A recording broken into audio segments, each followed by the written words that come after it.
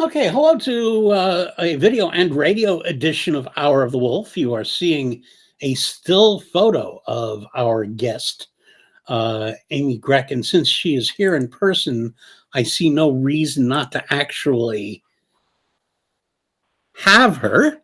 So, whoops, let's, there's her countdown, and there she is.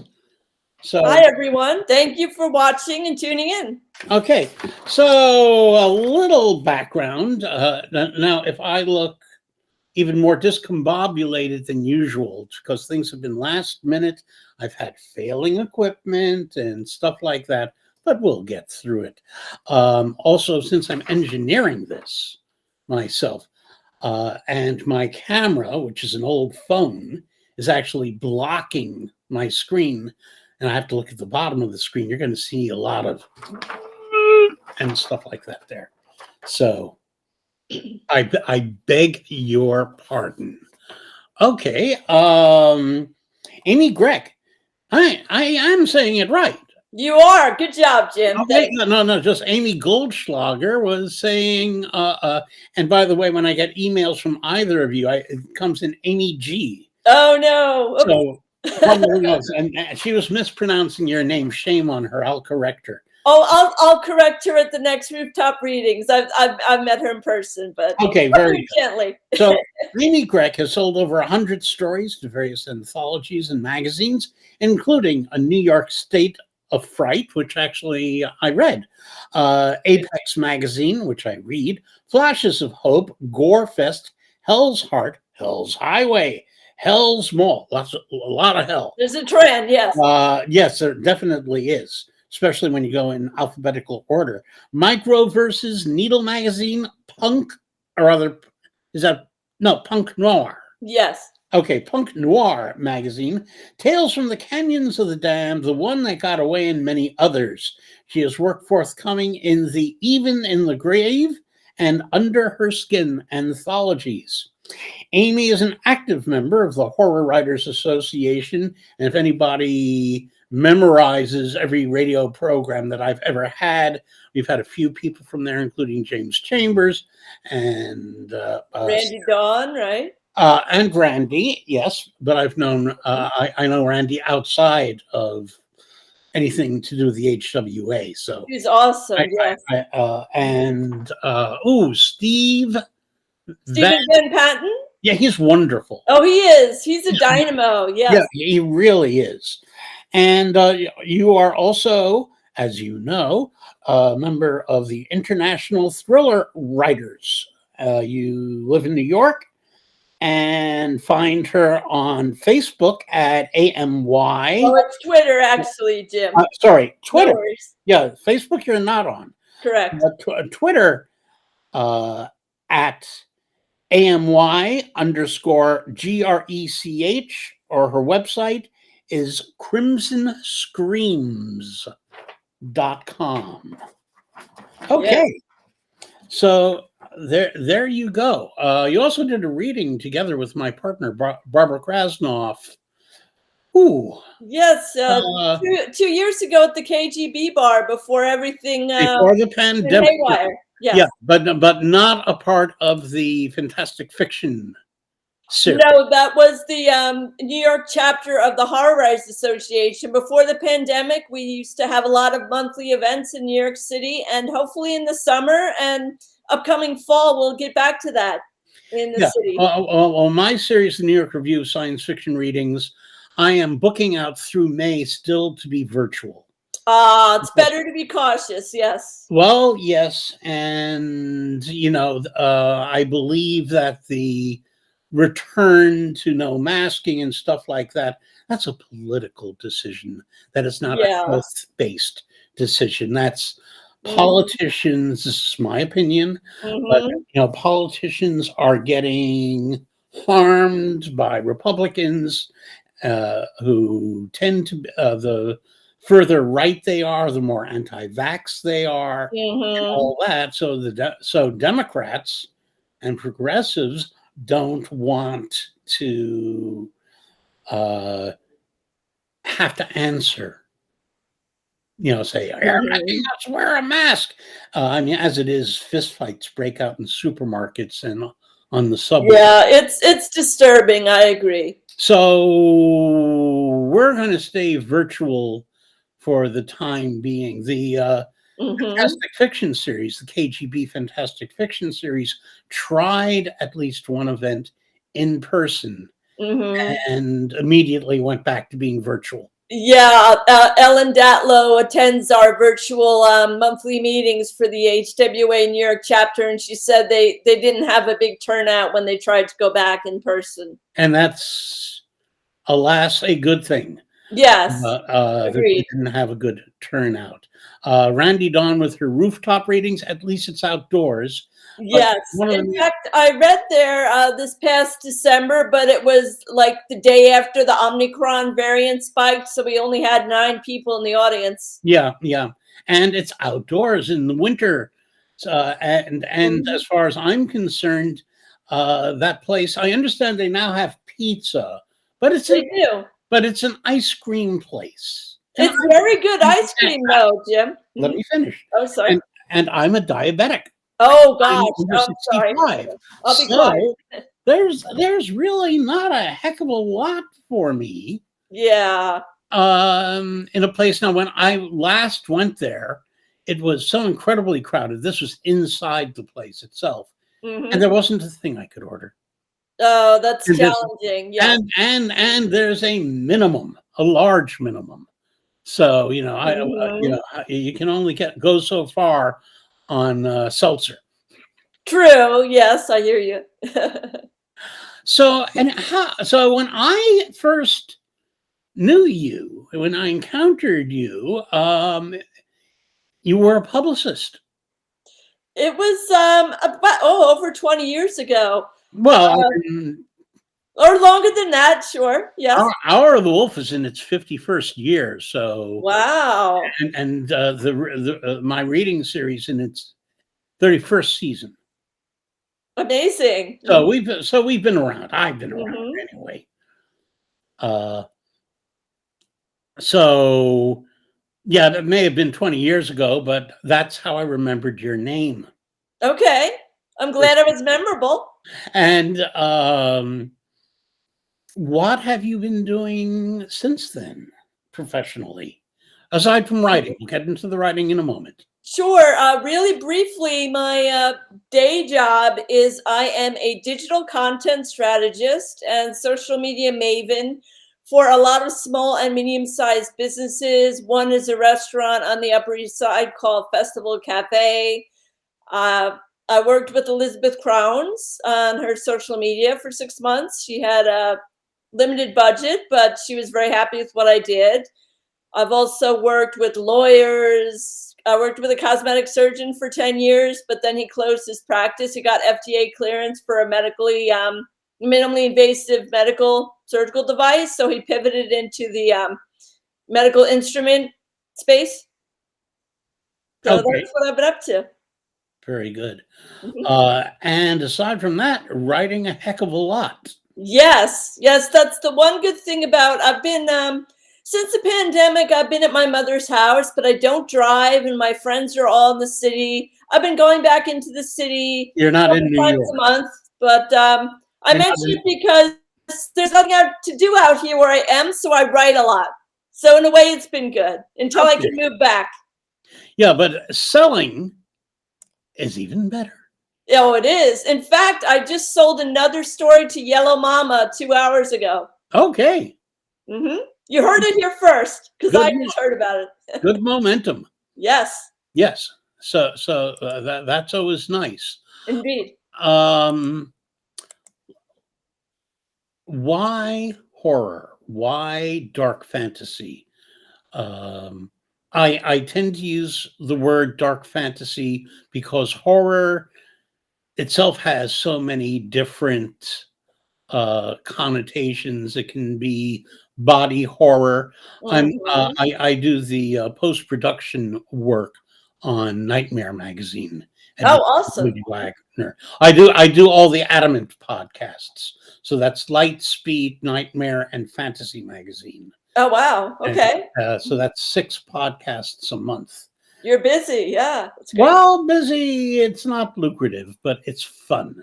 Uh-huh. And we have, I dare say, probably the best and most professional voices in podcasting. They're all audiobook readers, but names most people would recognize. Oh, well, that's definitely a plus. Yeah, the stories are produced by Skyboat Media, which is Stefan Rudnicki and Gabrielle DeCure, and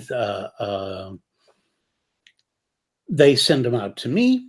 I do the editing. I host the Lightspeed podcast, and there you go. It's 6 podcasts a month, as I say. So that keeps me busy, and it's a lot of fun and a bit of prestige. Oh, that's amazing. Yes, but to answer your question, Jim, there's a couple of reasons why I chose horror as my main genre in my writing. I grew up Catholic, and my parents, we didn't have a choice. They sent my twin brother and I to Catholic school, elementary school here on Long Island. And for the longest time, I thought I was being punished because the kids in the house across the street went to public school. And in Catholic school, you have to wear uniforms. There were these god-awful, pun intended, plaid skirts for the girls, and the boys had to wear a plaid tie and button-down shirts. And some of the Bible stories are just downright terrifying, right? So that's definitely one. Have you read James Morrow's Bible Stories for Adults? I have not, but I will check it out. Thanks for the recommendation. You need to do that. He's very, very satirical. Oh, okay. I can see that. The Bible lends itself to that very well. Yeah. And the other catalyst would be an aunt of mine. My brother and parents and I took a road trip to Kingston, New York one weekend. We were about 12, my brother and I at the time. And my aunt knew I loved to read. So she said, "Oh, honey, here, I think you'll love these novels." And she handed me Stephen King's Cujo and Pet Sematary. And I was 12. And I'm lucky my parents didn't say, no, no, no. They let me have the books. And I figured, wow, I'd love to do this one day. I've always had an overactive imagination as well.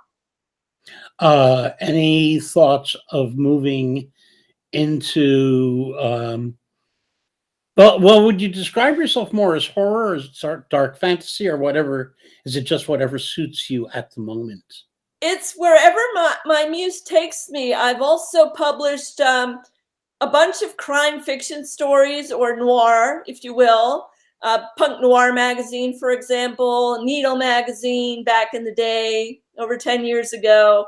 So yeah, it's basically wherever my muse takes me, and New York City is a character in a lot of my stories. I have a story in the One That Got Away anthology, and that story is set in the Upper East Side of Manhattan. Central Park is one of the main locales of that story. So yeah, there's just a lot of inspiration in New York City.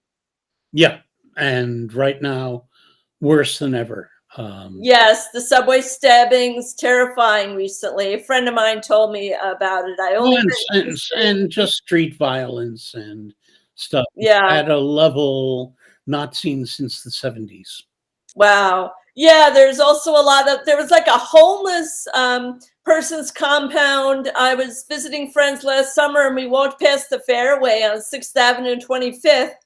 And we were just in the middle of it, talking amongst ourselves. And one of my friends said, "Zip your bag." And then I looked up, and there's the tents of the homeless people. It was during the day, but yeah. Yeah. So, is there any way you would typify the horror that you write? No, I don't like to be pigeonholed. I've had splatterpunk stories. I have one. The Gorefest anthology is all splatterpunk gory stories. Came out in August of 2021. I've written the story in Even in the Grave, which will be out from Eastpeck Books this summer. There's a recent Kickstarter that got a lot of traction, which was very exciting. But my story in that anthology is a quiet ghost story set in Brooklyn. Is that the Kickstarter that is ending today? Yes, Yeah, yes, it we'll is. let people see the address Shortly. there. But there's no Yeah. point in saying it on the air because by the time we broadcast, the Kickstarter will be over. Yeah, thank you for the reminder. Yes. But it is there on the screen to be seen. And also, if you are watching this on archive and not by March 2nd, today's the 2nd, right? Yes, it Yeah. technically ends in the wee hours of the morning, the Kickstarter, but today's the final push. Yeah, but well, and of course, this interview will remain online and will then be broadcast. So if you have the opportunity before the wee hours of March 3rd, which I guess takes the West Coast into account, Yes. I would guess it's probably 3 a.m. New York, which would be midnight on the left coast. And all the insomniacs out there. yeah. So write down what you see on the screen. Better yet, Or screenshot it with your device. yeah, you can do that. If you're inclined, you know, everyone has a preference. So. Yeah, and we'll repeat that at the end of our time, which we're already well on the way into, since this is a 1-hour radio program. Now, we're not limited here in social media, but the radio show runs from 9 to 10 p.m. Mondays. That's a new thing. It began in the wee hours back in the day, right? Yeah. Well, for the first 40 years, it was 5 to 7 a.m. Which is why it's called Hour of the Wolf. That is the Hour of the Wolf. Right. Cool. A lot of people get that wrong. They think it's 3 a.m. or something, and they can blame Babylon 5 for that misnomer because they had a speech about that. And so people took that for granted. There's a movie by Ingmar Bergman, his only horror film, called Vargtimen, which translates to Hour of the Wolf. And it's an ancient Roman belief. And it is described loosely as the time between night and dawn. So it's that twilight time, the morning twilight time. That is the Hour of the Wolf. And it's when dreams are made real. It's when people die. It's when babies are born. It's a magical time. It's a concept that predates the witching hour, which is midnight. Oh, yeah. Wow. But after, so when Margot Adler started Hour of the Wolf 51 years ago, and the show was on 5 days a week, and I was her co-host Thursdays and Fridays. Those became the science fiction mornings. And when I say science fiction, that encompasses all fantastic literature. Well, sure, yeah. Damon Knight defined it very nicely. He said, science fiction is what I'm pointing at. It's a pretty good definition. It is. It is. It sums it up. Yeah, because, why do you want to exclude anything? Exactly. You don't want to do that. So, so for 40 years, I was moved from different days because when Margot went to National Public Radio to be host of Morning Edition and All Things Considered, nothing major, and she died about 7 years ago. Oh, I'm sorry. Which is a shame. She was sort of my older sister in many ways, and I have many, many stories about her. that go back to when I was, are you ready? 1 year old. Really? Yes. Wow. And it's a long story. I won't tell it on the air. That'll be another episode, right? Yeah, but there are reasons I will not broadcast that story because I understand. it involves international intrigue. Wow, fascinating. I kid you not.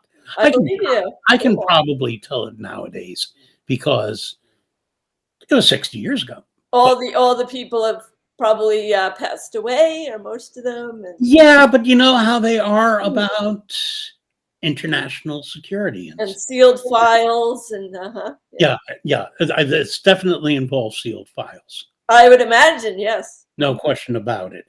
But at any rate, so the first 40 years was 5 to 7 a.m. I am not Adler. Adler basically brought modern Wicca witchcraft to the United States with her book, Drawing Down the Moon. She was also an amazing journalist.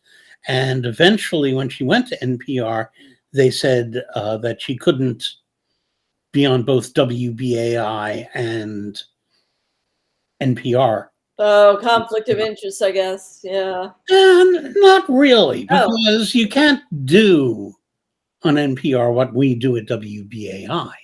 Good point. There's no freeform radio. Mm-hmm. The closest they have is Brian Lehrer, who's great, and Lenny Lopate, who's now back on WBAI, which is where he started before he went to WNYC.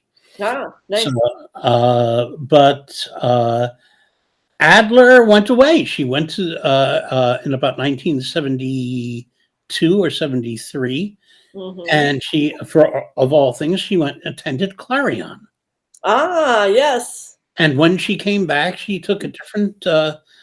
She never wrote. She never wrote fiction. She's got 3 nonfiction books out. And when she came back, she took an evening time slot, and I took over Hour of the Wolf. But I don't have the breadth of knowledge or anything that she had. And at this point, and eventually I went to Saturday mornings, still 5 to 7 a.m., and I was there for 10 years. Pardon. And about 10 years ago, some program director came in and threw all the playing cards in the air, rearranged programming. Oh, no. And I ended up with a 1:30 a.m. time slot, which wasn't that bad. Ooh, okay. And then when the pandemic started, a different program director put the show on hiatus. Oh, ouch. But only for 2 months. Okay. And then I was on sometimes starting at 6 a.m., sometimes at 7 a.m. And lo and behold, as of this very week, she moved me to Monday nights at 9 p.m.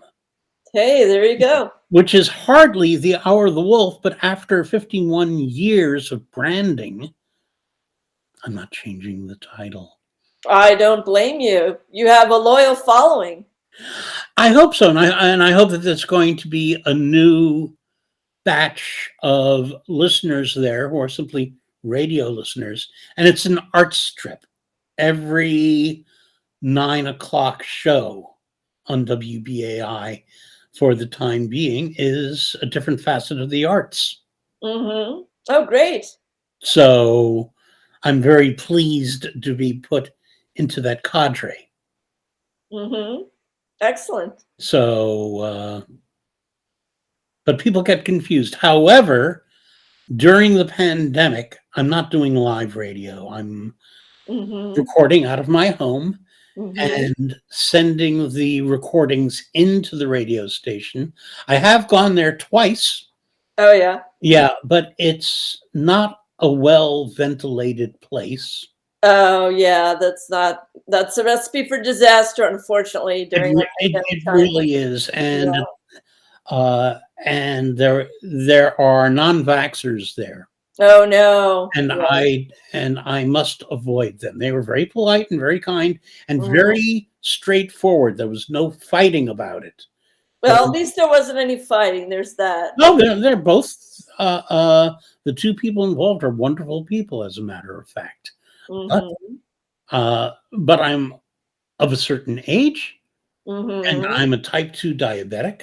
You don't want to risk your health. Yes. Yes, and more importantly, my partner has to take care of her 97-year-old mother, so we don't want nothing getting near her. I Of mean, course not. we Mhm.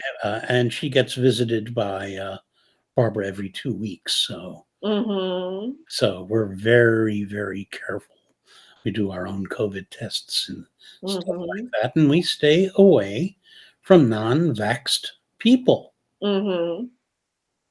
Period. I don't blame you. Mhm. Mask mandate, vax mandate, or vax mandate. I like that.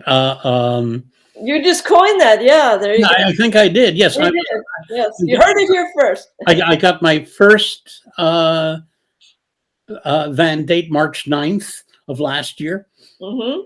and the booster shot in October. That was my third mandate. Mhm. There we go. Mhm. Yeah.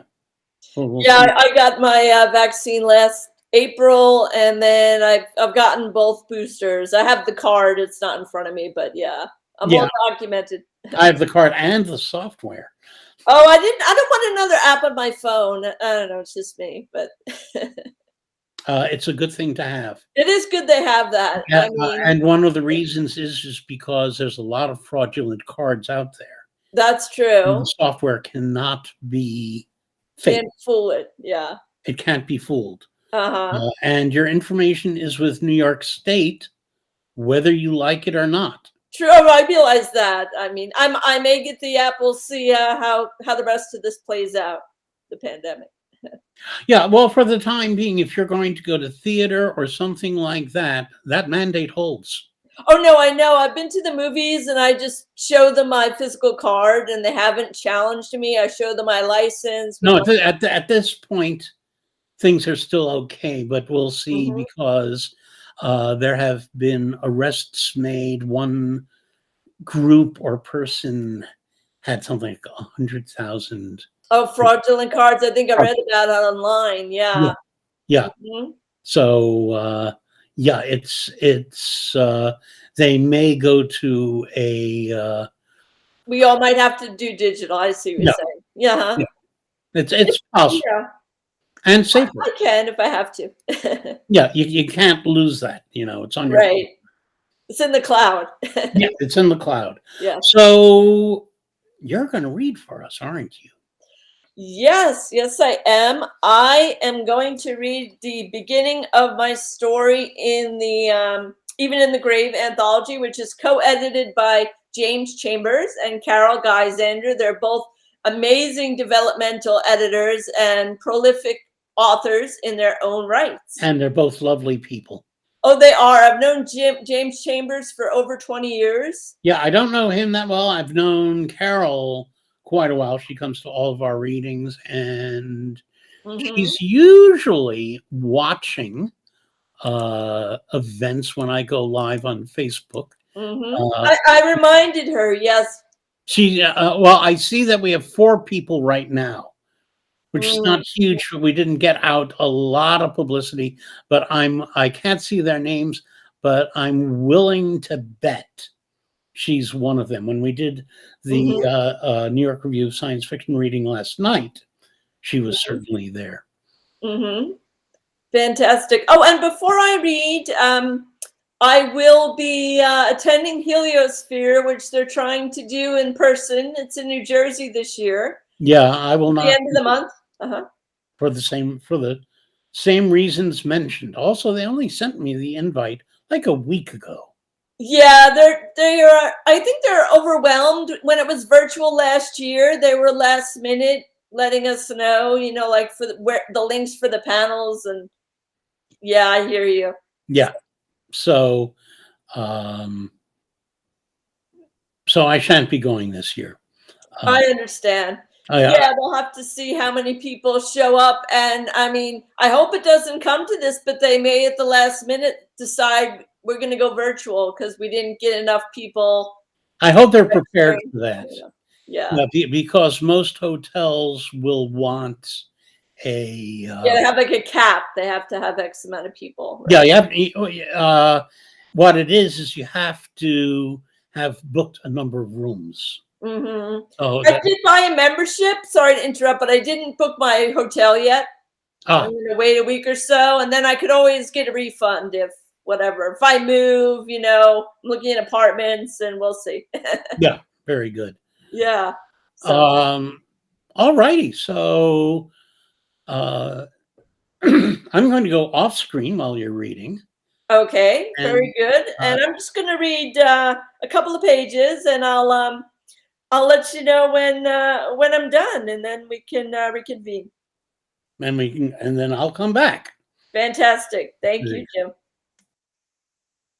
Okay, this is Bruised and Battered Nevermore, which will be in the E-Spec Books anthology Even in the Grave, due out this summer. Something strange about the decrepit apartment in Brooklyn where Jackie Crawford lived for the past year unnerved her. The lack of heat and hot water didn't set her on edge. No, it was something far more ominous. Her boyfriend, Jeff Dutton, had a hunch one night while they snuggled on the couch and watched The Exorcist. She leaned on his chest, and he wrapped his strong arms around her to keep her warm both inside and out. When the movie ended, they heard a loud click that caused Jackie to flinch and set Jeff on edge. "What's that noise?" Cringing, Jackie clung to Jeff. "Beats me," he shrugged. "Maybe your creepy neighbor Al snuck in while we were watching the movie to poke around in your lingerie drawer," Jeff snickered. "He looks like a pervert to me." Jackie punched him a playful love tap. "That's not funny." He stopped laughing. "Lighten up." She sat bolt upright on the couch. "Something's wrong. Better go to see what it is." "Sure thing." Jeff got up and looked around, straining to see in the dark. He flicked the light switch and searched for intruders. There was no one in the living room besides Jackie. Cautiously, he made his way into the bedroom with Jackie skulking nearby and turned on the light. They found the room unoccupied, but the window was open halfway despite the chill. "Why did you open the window?" he asked, teeth chattering as he shut it. She frowned. "I didn't. I thought you did." "Nope, I didn't touch it." Jeff shook his head. "I probably opened it last night for some fresh air." Jackie bit her lip, unable to remember touching the window. "Why would you do that? It's a bit nipply out this time of year." He folded his arms and rubbed them to keep warm. "Sheesh, I forgot to shut it. Cut me some slack," she frowned. "Why don't you keep me company in the kitchen while I whip up some hot chocolate?" "Roger that." Jeff followed her into the kitchen and sat down at the table while Jackie puttered around near the stove. 5 minutes later, they brought their steaming mugs of hot chocolate with marshmallows back into the living room and set them down on the cluttered coffee table crammed full of books about ghosts and other atrocities.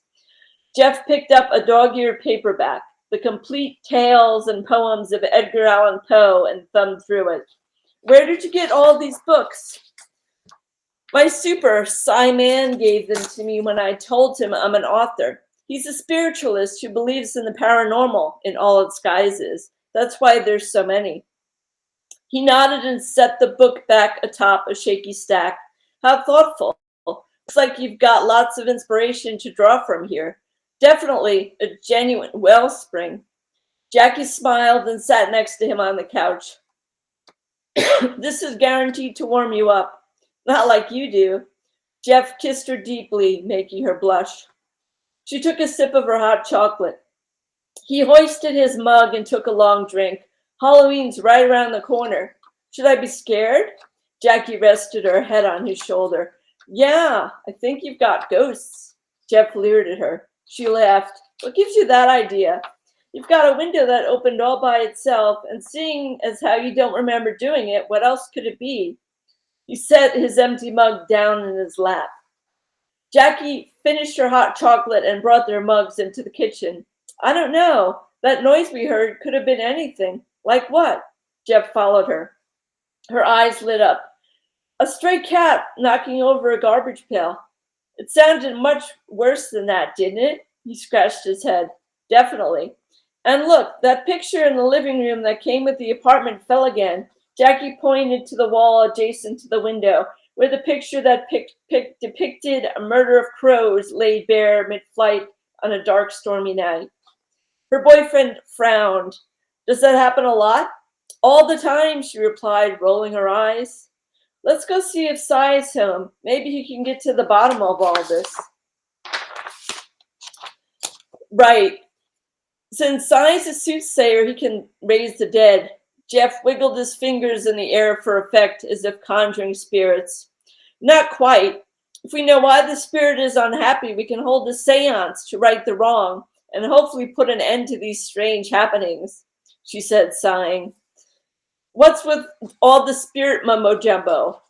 I didn't know you were into that. Jeff folded his arms. You don't believe in ghosts, do you?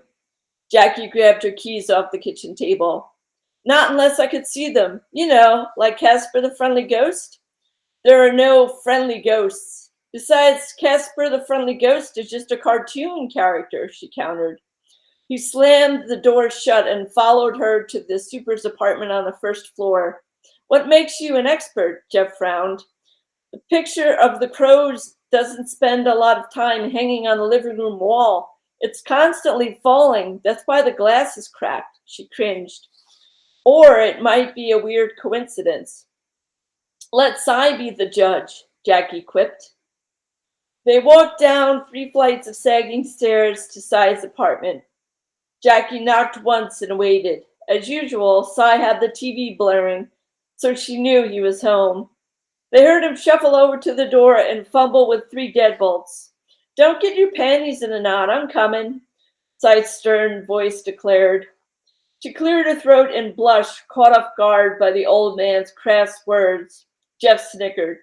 The door creaked open and Sai, a tall, slight man with fluffy tufts of white hair sticking up every which way, appeared in the doorway. The super smiled when he saw Jackie, but looked confused when he realized she wasn't alone.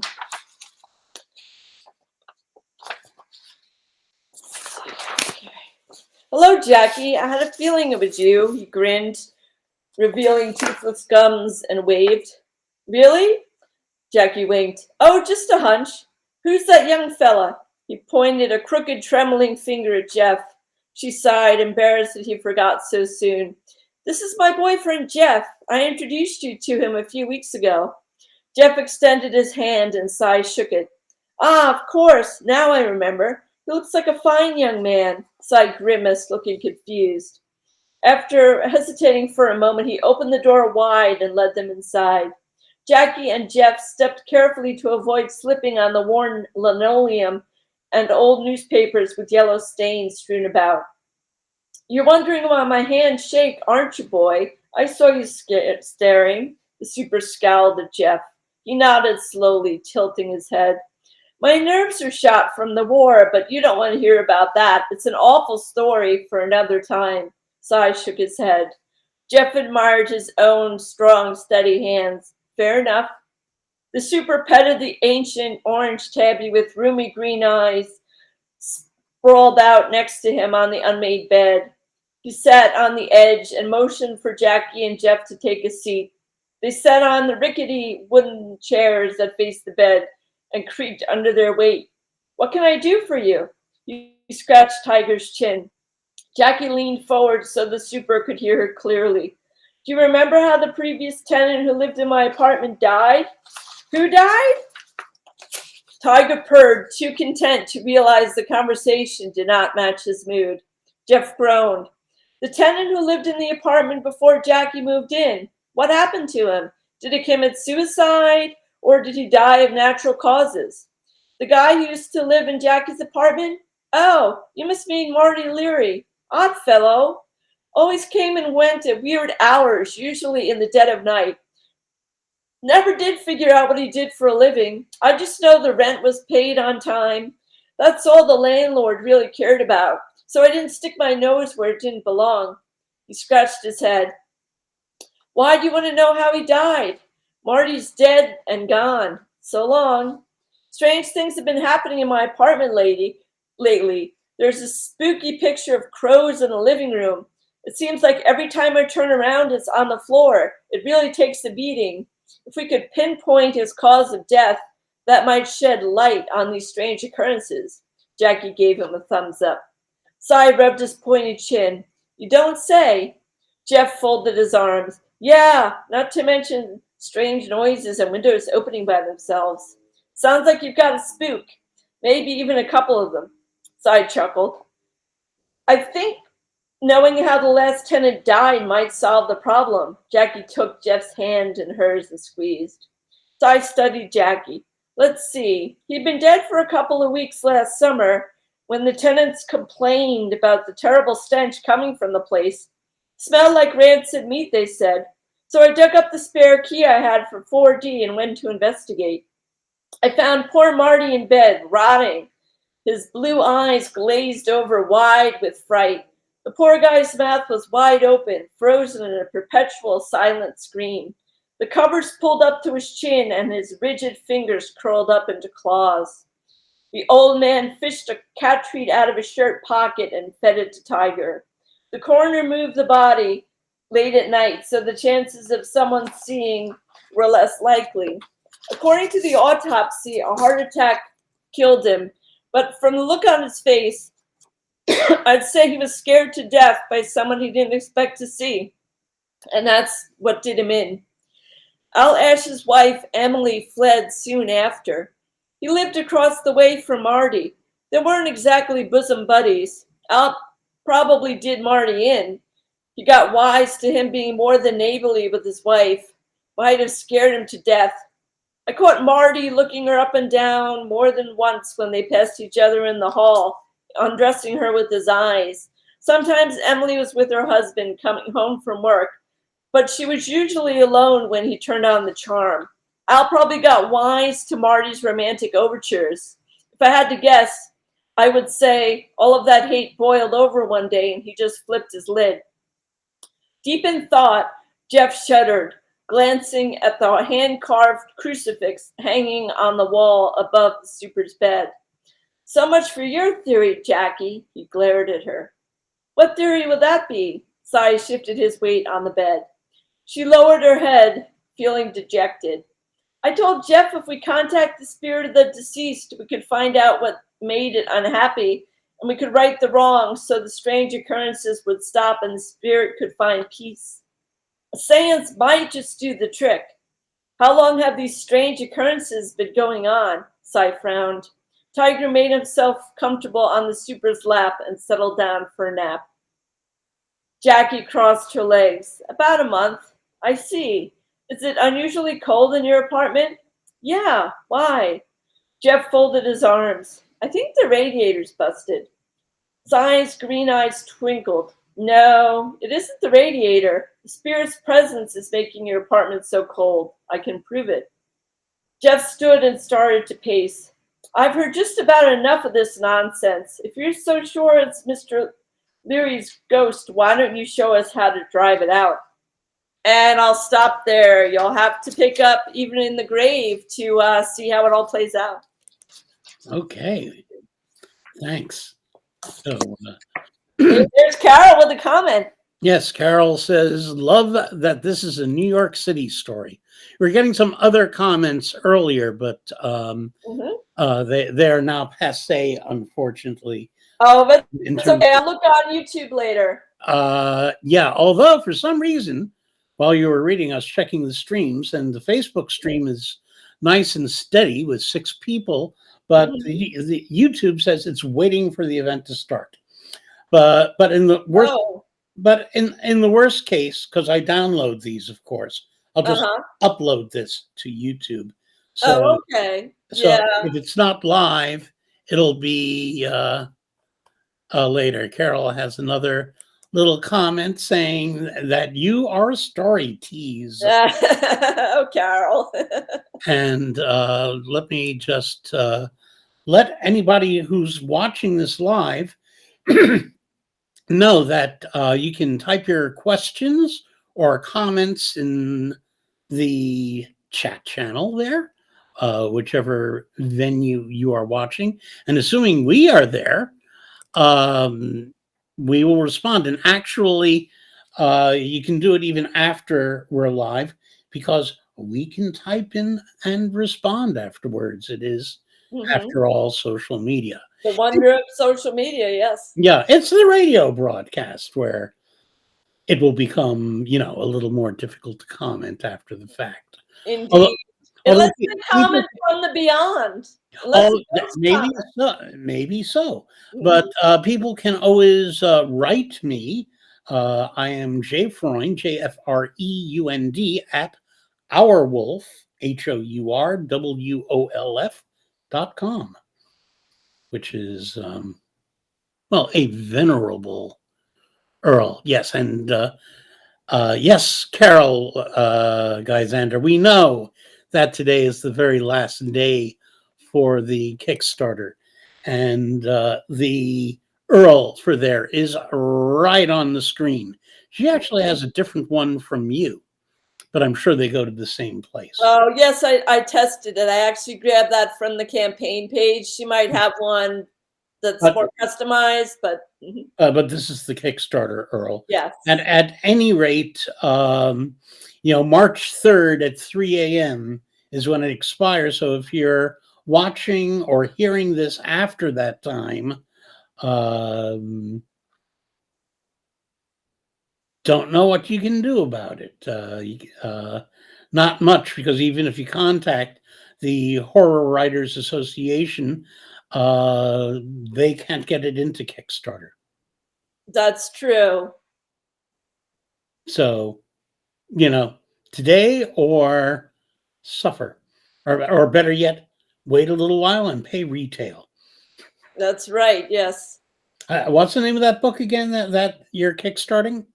Well, actually, there are 3 books. There's the anthology Even in the Grave that I have a story in. We have a lot of other amazing authors, including Stephen Van Patten and Megan R. Curie. I'm not going to remember everyone. April Gray, Oliver Bear.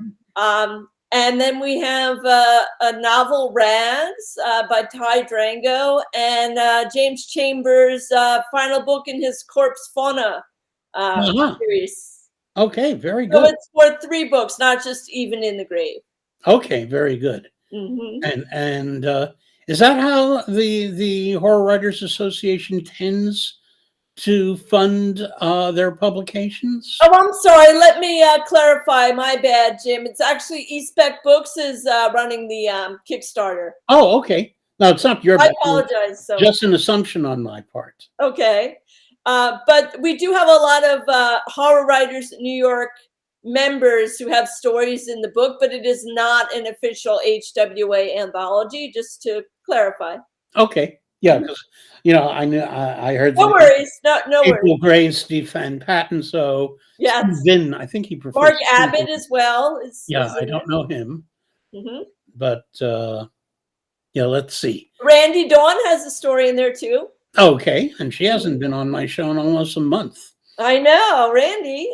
Kidding. So there we go. So we're running out of time, so tell us what you're working on now. Absolutely. I have a poem in the body horror anthology, Under Her Skin. It's going to be released in April from Black Spot Books. And I am currently editing 3 novellas. 2 are crime novellas set in New York City. Forthcoming from a publisher, but I can't divulge any more than that. We have a lot of edits to do, etc. So you haven't gotten the contract yet, and you can't make an announcement till there's correct. Yeah. And I'm editing a dystopian novella. Likewise, a different publisher has expressed interest. I don't want to jinx it. But after reading the synopsis, he requested the full manuscript. And as you know, they don't always request a full manuscript. Yeah. So Well, hope for the best, but nothing's a sure thing until I sign on the dotted line for a contract. Okay. So what's currently in print of yours? Oh, lots of things, lots of different anthologies. Gorefest is a splatterpunk anthology. And I just had a 6-word cannibalism story published online at Microverses. Okay, I hope they don't pay by the word. They do, but it took me like a second to write it. So, Well, yeah. It's it's fun. It's like a little prestige feather in the bio. Yeah. So and I just mentioned earlier, I have a story forthcoming with Yellow Mama in June of this year as well. But what else is in print? All the Hell's anthologies. April Gray does a phenomenal job editing those. I have stories in Hell's Malls, Hell's Grannies, Hell's Kitties, excuse me. And there's another one I'm forgetting. I don't have them in front of me. And the One That Got Away anthology is also in print. All female authors, by the way, in that one. Came out last year. That's a Judy Garland song, right? Is it? It is. Oh, okay. Actually, The Man That Got Away, but close enough. Yes. Today would probably be The One Who Got Away. But yeah, I guess just because of our modern whatever. Whatever. But it's from Stars Born. Okay. Famous song. Cool. So, very good. We will do this again sometime. Yes, I've had a fantastic time chatting with you, Jim. Thanks for having me. Yeah, absolutely. And I really, I think that more or less sums it up. Thanks a lot for being here. It does. Yeah. Thanks for having me. Okay. So I'll talk to you soon. Thank you, all those who have already watched and those who will watch and will be tuning in. We have a lot of, beg pardon, a lot of future people. Yes. Okay. All right. Thanks again, Jim. Thanks a lot. Take care. You too. Okay.